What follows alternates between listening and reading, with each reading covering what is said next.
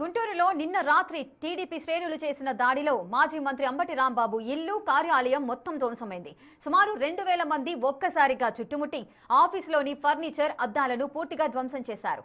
గల్లా మాధవి భర్త రామచంద్రరావు మరికొందరితో కలిసి ఈ దాడికి పాల్పడ్డారని, తనపై కూడా దాడికి ప్రయత్నించారని అంబటి ఆరోపించారు.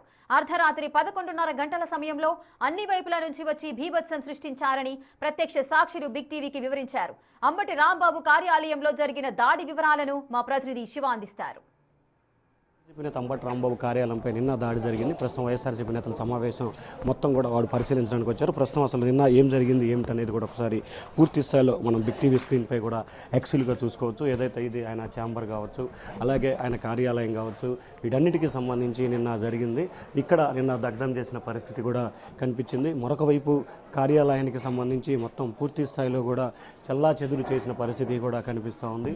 సీసీ ఫుటేజ్కి సంబంధించి కావచ్చు, అలాగే మిగిలిన వాటికి సంబంధించి కావచ్చు, మొత్తం దగ్ధం చేశారు. ఎక్కడికక్కడ కూడా ఫర్నిచర్ని పూర్తి స్థాయిలో ధ్వంసం చేసిన పరిస్థితి కూడా బిగ్ టీవీపై ఎక్స్క్లూజివ్గా చూసుకోవచ్చు. అసలు కార్యాలయంలో ఏం జరిగింది ఏమిటి అనే దానికి సంబంధించి ఎక్కడికక్కడ మొత్తం పగలగొట్టి ధ్వంసం చేసిన పరిస్థితి కనిపిస్తుంది.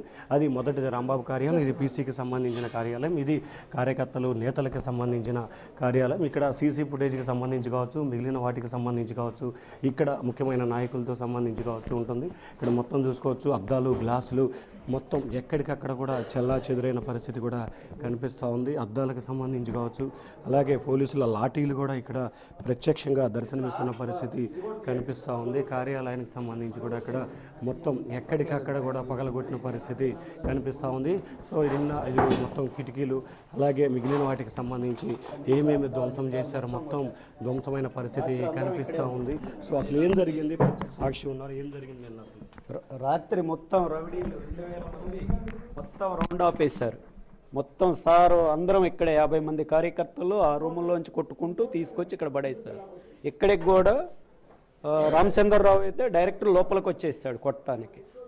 10 మంది గుండాలను వేసుకొని 100 మంది గుండాలను వేసుకొని లోపలికి వచ్చి సార్ మీద ఎగబడ్డాడు. మా కార్యకర్తలు సార్ని కొద్దిగా ఆపాము. ఇంకా ఆపాక ఎగబడి అప్పుడు బయటికి వెళ్ళారు. ఇట్నుంచి రౌడీలు దూకి రాత్రి 8 గంటల సేపు ఇదే రూమ్లో నిర్బంధించారు మమ్మల్ని. మొత్తం ఎంతమంది ఉన్నారు ఇక్కడ? లోపల 50-60 మంది ఉన్నాం. లోపల ఉన్నారు. అప్పుడు నేను కూడా ఉన్నా, ఇక్కడే కూర్చున్నా ఈ టేబుల్ దగ్గరే, ఇక్కడే ఉన్నాం. రాత్రి 12 దాకా తాగి మందు పోయించుకొని ఇంటి చుట్టూ రౌడీలు, పోలీసు వాళ్ళు అయితే వాళ్ళని చూస్తూ లోపలికి పంపించారు. ప్రతి ఒక్కరిని చంపటానికి వచ్చారు.